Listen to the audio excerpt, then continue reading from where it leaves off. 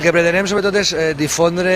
una altra manera d'ensenyar la cultura clàssica i el món clàssic en general. El nostre lema és, la traducció de l'Udedisc és jugar i aprendre, és a dir, tot el que heu vist o podeu veure en els tallers es pot tocar, tot té una base científica molt important, hi ha un treball d'investigació molt important i el que intentem ensenyar és que hi ha una altra manera d'ensenyar el món clàssic, no són en els textos i en una aula tancada, sinó com podeu veure fent diferents tallers i des dels jocs romans que estan treballant les xiques de primària fins al temps, la cosmètica, la indumentària, tot.